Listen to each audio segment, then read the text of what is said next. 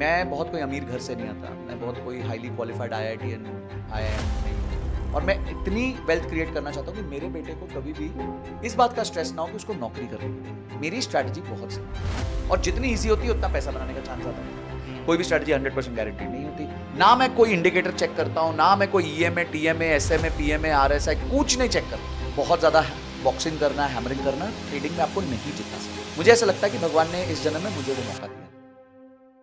तो आपने अभी तक SIP करी है जिंदगी भर और SIP अमाउंट बढ़ाते ही चले गए हो, तो अब क्या SIP ही करने का प्लान है?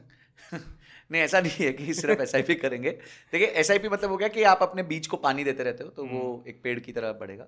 पर एक दिन आएगा कि जब इस पेड़ पे अच्छे फल होंगे और उन फल को भी हम खाएंगे। और अगेन वॉरेन बुफे की एक बहुत प्यारी बात याद आती है इसमें कि somebody is having shade today because somebody once decided to plant a tree.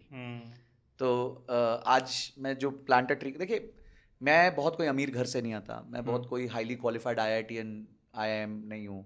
एक सरल सिंपल फैमिली से ठीक ठाक पढ़ाई करके मेहनत करके एक मैंने करियर बनाया अपना। बहुत रिच फैमिली से नहीं था, तो एक जनरेशन को ना थोड़ा खटना पड़ता है। कोई भी परिवार को अगर आपको अपने पूरे परिवार का स्तर ऊपर करना है तो एक आदमी को तो थोड़ा सा पिसना पड़ेगा, मेहनत ज़्यादा करनी पड़ेगी। मुझे ऐसा लगता है कि भगवान ने इस जन्म में मुझे वो मौका दिया, तो मैं वो मौके का पूरा फायदा उठाना चाहता हूँ और मैं इतनी वेल्थ क्रिएट करना चाहता हूँ कि मेरे बेटे को कभी भी इस बात का स्ट्रेस ना हो कि उसको नौकरी करनी पड़ेगी। वो करे, काम सबको करना है, पर वो काम करे जो उसको पसंद है। पहले दिन से वो काम करे, लर्निंग्स पे ध्यान दे। उसको ₹1,00,000 का कोर्स लेना है, ₹2,00,000 का कोर्स लेना है, उसको सोचना ना पड़े। तो वो पावर मैं रखना चाहता हूँ अपने पास। वो मैं चाहता हूँ कि मेरा जनरेशनल शिफ्ट हो जाए मेरे लाइफ में, कि आगे जब उसके बच्चे हों तो वो और आगे बढ़ सके। So I think that has been my thesis. मेरी थीसिस इन्वेस्टमेंट की बहुत सिंपल रही है कि 50 साल की उम्र तक मुझे इस पेड़ को पानी देना है। आज मैं 40 साल का हूँ, अगले 10 साल और देना है।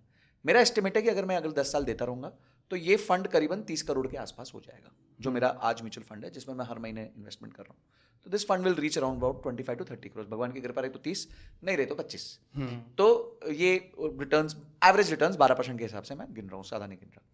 तो जब वो मेरे पास एक 30 करोड़ का फंड होगा तो मैं उसमें से जिंदगी भर 20-25 लाख रुपए महीना निकाल सकता हूँ, जिसे हम सिस्टमैटिक विड्रॉल प्लान करते हैं। और वो फंड कभी खत्म नहीं होगा, वो फंड बढ़ता ही रहेगा, कभी भी उसका फिनिश नहीं होगा, उसमें से पैसा खत्म नहीं होगा। और 20-25 लाख मुझे लगता है अगले 40-50 साल तक भी एक महीने का अच्छा साइजेबल नंबर होगा। ठीक है, तो इसलिए मुझे ऐसा लगता है कि एक बहुत ज़बरदस्त मैं पेड़ बना रहा हूँ और उस पेड़ में से मैं सिस्टमैटिक विड्रॉल करूँगा, जिसे SWP कहा जाता है। और SWP की जो पावर है ना, वो SIP से 10 गुना ज़्यादा है। मैं आपको उसका एक सिंपल उदाहरण, बहुत सिंपल उदाहरण देता हूँ।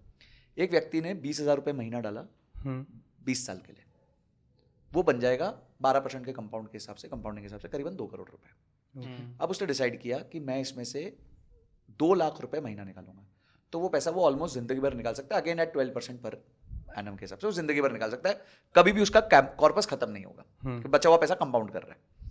पर अगर वो डिसाइड करते हैं मैं 2 लाख नहीं 1.5 लाख निकालूंगा, तो वो 1.5 लाख निकालेगा 20 साल तक, यानी कि उसने अब निकाल लिया 3 करोड़ 60 लाख रुपए। तो 2 करोड़ था, 3 करोड़ 60 लाख निकाल लिया और अभी भी उसके पास 7 करोड़ रुपए बचे होंगे। तो ये पावर है कंपाउंडिंग का और SWP का।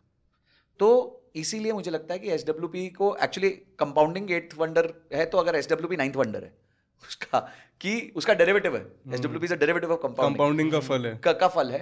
तो वो मैं करूंगा। और SWP, हर व्यक्ति को अपने लाइफ में SWP प्लान करनी चाहिए, SWP के हिसाब से अपनी SIP प्लान करनी चाहिए।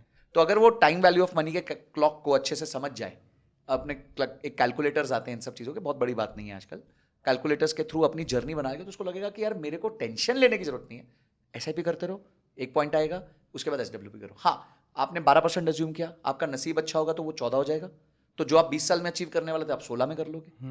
और अगर नसीब थोड़ा खराब रहा 12 का 10 हो जाएगा, तो आप जो 20 साल में अचीव करने वाले तो 22-23 में कर लोगे। कौन सी मौत आ रही है? मैंने सोचा था मैं 40 में फ्री हो जाऊंगा, मैं 38 में हो गया, वेरी गुड। 40 में ना होता 42 में हो जाता, वेरी गुड। क्या फर्क पड़ता है यार, 3-4 साल का ही फर्क था ना, ऐसे कोई जिंदगी ऊपर नीचे तो नहीं हो गई। तो आप SWP के हिसाब से अपनी SIPs प्लान कर सकते हो और अपनी जिंदगी को मस्त जी सकते हो, एकदम जबरदस्त जी सकते हो। अच्छा, इसके बाद अब आ जाते हैं मेन मुद्दे पर, जो लोग जानना चाहते हैं कि वो स्ट्रैटेजी क्या थी।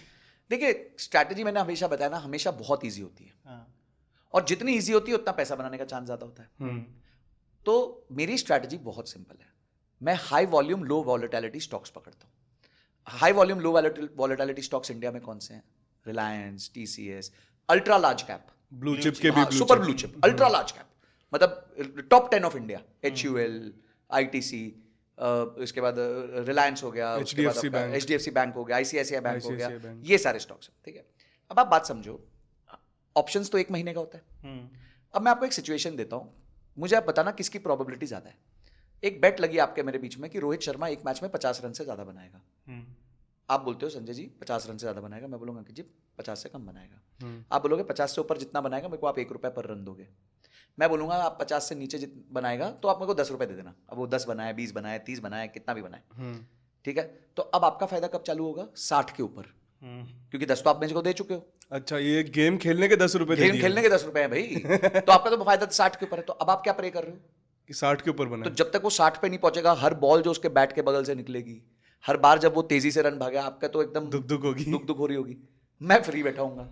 पर यही अगर मैं बेट आप मेरे साथ रखो कि संजय जी मुझे पैसे मिलेंगे अगर रोहित 25 से लेके 75 के बीच में बनाएगा, तो कौन से इवेंट की प्रोबेबिलिटी ज्यादा है? सेकंड इवेंट की प्रोबेबिलिटी ज्यादा है कि रोहित 25 से 75 के बीच में बनाएगा, ठीक है। आपने पूरा पीछे का मैच देख लिया, आज तक वो कैसे खेल रहा है, फॉर्म डेटा सब देख लिया, तो उसके हिसाब से 25-75 आपको लगता है सही रेंज है। अब ठीक है जी, अब वो 30 बनाए, 35 बनाए, 40 बनाए, 45 बनाए, 50 बनाए, मेरी बला से मेरे को तो पैसे बनने ही बनने हैं। मैं यही करता हूँ। आज अगर रिलायंस 3000 है तो आपको क्या लगता है पूरे महीने में, 1 महीने के अंदर रिलायंस कितना मूव करेगा ऊपर और नीचे? मैक्सिमम 5%, 6%, 7%, मैं कहता हूँ 10%। तो मैं क्या करता हूँ, मैं 10% ऊपर का कॉल बेच देता हूँ और 10% नीचे का पुट बेच देता हूँ। तो 3300 का कॉल बेच दिया, 2700 का पुट बेच दिया। अब पूरा महीना पड़ा रहे, तो 3000 हो, 3100 हो, 3050 हो, 2950 हो, मेरे बाप का क्या जाता है, आराम से पड़ा रहे। जैसे जैसे महीना खत्म होगा मुझे डिके मिलेगा, क्योंकि मैंने ऑप्शन बेचा हुआ है, उस पर डिके लगता रहता है। मेरे को दोनों तरफ से प्रीमियम आ गया, मुझे मेरे कैपिटल पे 3 से 4% का रिटर्न बन जाता है। जो करना है कर। और अब अलर्ट लगा दो, कभी थोड़े वाइल्ड मूवमेंट आ गई तो आपको अलर्ट आ जाएगा। नहीं तो 10-12 में से 10 महीने तो अलर्ट भी नहीं बचता। कुछ होता ही नहीं ना। इतने बड़े स्टॉक्स हैं, इतने बड़े स्टॉक्स हैं, हाथी हो चुके हैं, हाथी नहीं डायनासोर हैं। हिलते ही नहीं है साले, एक्सटिंक्ट हो गए, मतलब मूवमेंट ही एक्सटिंक्ट हो गई है उनकी।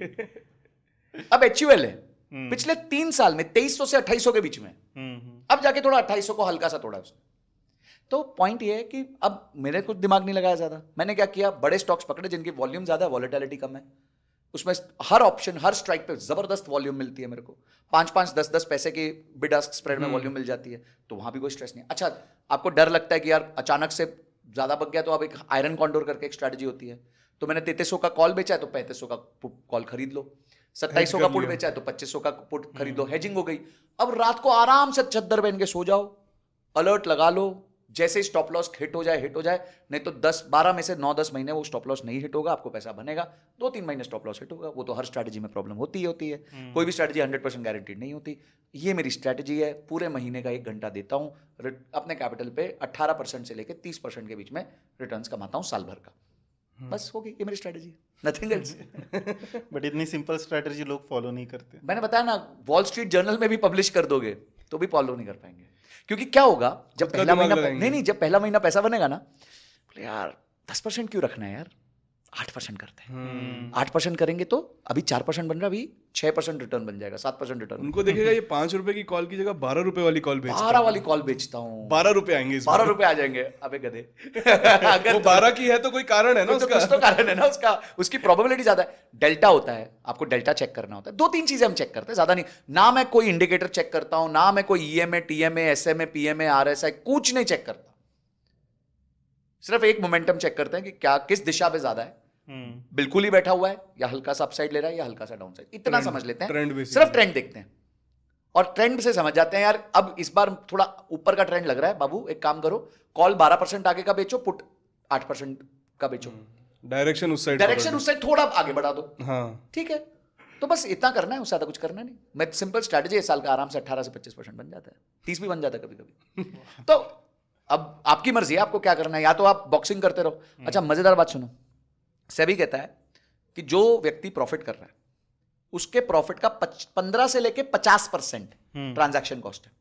ये सभी कह रहा है, मैं नहीं कह रहा। हाँ मेरा ट्रांजैक्शन कॉस्ट 2% है, क्योंकि एक तो कैपिटल बड़ा है, सेलिंग के लिए आपको कैपिटल ज्यादा चाहिए। मैं मारता हूं रिलायंस के 40 लॉट एक साथ, तो जो 20 रुपया मेरे को देना होता है वो पर लॉट नहीं, पर ट्रेड देना होता है।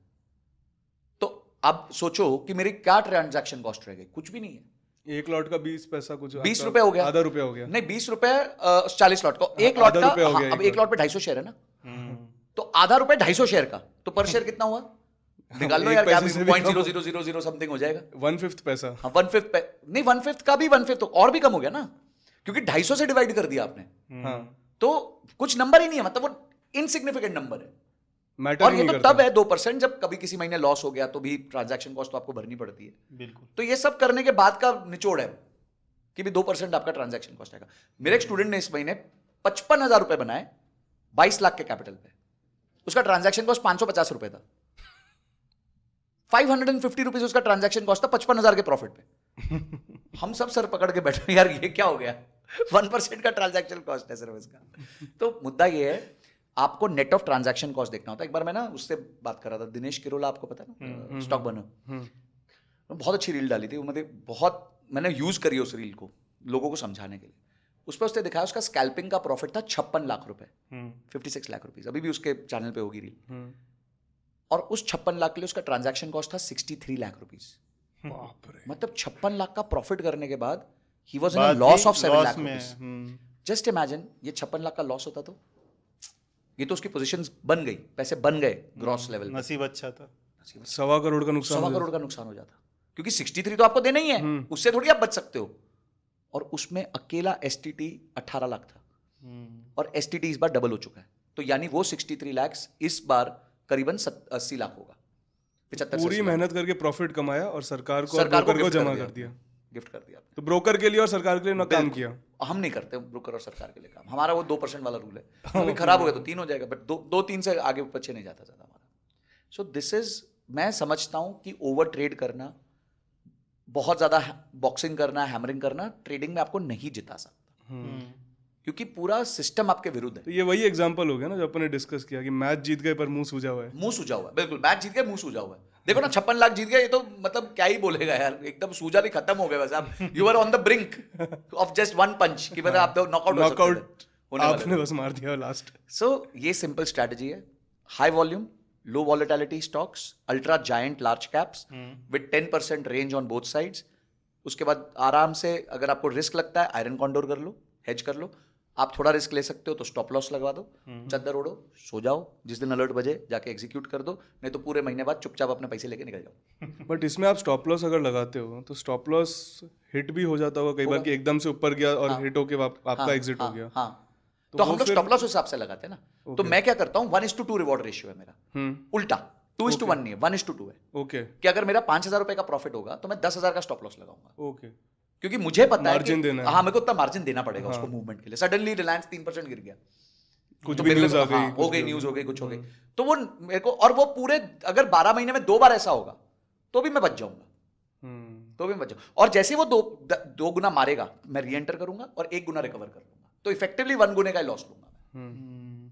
क्योंकि अगर उसने 2 गुना मारा तो यानी मैसिव मूवमेंट हुआ होगा, 6%, 5-7% तक गिर चुका होगा या एक ऊपर चढ़ चुका होगा, तो यानी अब उसने नई रेंज फॉर्म करी, मैं नई रेंज पे आ जाऊंगा 10-10%। तो आप स्टॉप लॉस हिट होने के बाद उसी मंथ एक्सपायरी उसी में मंथ दोबारा एक्सपायरी में फिर मैं आऊंगा, क्यों वापस अपनी रेंज बना के। बिल्कुल, बिकॉज उसमें विक्स बढ़ जाता है, और जैसे ही विक्स बढ़ता है प्रीमियम बढ़ जाते हैं। अब मैं न्यू प्रीमियम्स को शॉर्ट करूंगा, डबल रेट पे बेचूंगा, डबल रेट पे बेचूंगा, तो मैं फिर से पॉजिटिव हो जाऊंगा। ये हुआ है मेरे साथ।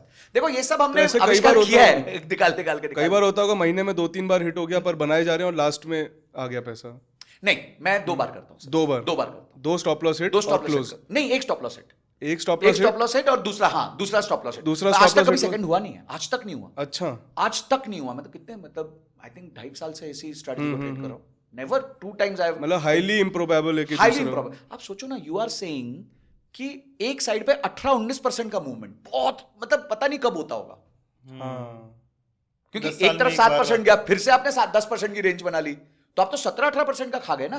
तो बहुत हाईली इंप्रोबेबल है। जनरली तो नीचे जाके वापस ऊपर ही आएगा या ऊपर जाके नीचे आएगा, कहीं ना कहीं तो ऊपर रुकेगा वहां पे। वो 10 साल में एक बार होने वाली बात बहुत रेयर है, बहुत रेयर है। तो आपका स्टॉप लॉस भी आपका लग गया एक बार 2 गुने का, तो 1 टाइम का रिकवरी आ जाता है उसमें। तो 5,000 मेरे को बनने थे, 10,000 का लॉस ले लिया, -10 पे आ गया, फिर से 5,000 का प्रॉफिट ले लिया तो -5 पे आ गया, ओके तो उसको फिर मैं अगले महीने रिकवर कर लूंगा। तो ज्यादा से ज्यादा क्या होता है, आप समझो 3 या 4 महीने का प्रॉफिट जीरो हो जाता है, 8 महीने हम प्रॉफिट कमाते हैं। ओके अब 8 महीने अगर हमने 3% कमाया तो 24% हो गया, बाकी 4 महीने जीरो हो गए। Simple life, no headache, no tension, no stress. वही वाली बात है, believe in the process. Believe in the process, ज्यादा सोचो मत। वही Process अपना को believe संकल्प करो। पत्र हम भी तो साइन करेंगे। अब दुनिया को बोलेंगे साइन करने के लिए, तो हमें भी तो साइन करना है। टीचर ही नहीं करेगा तो फिर स्टूडेंट बेचारा कैसे करेगा।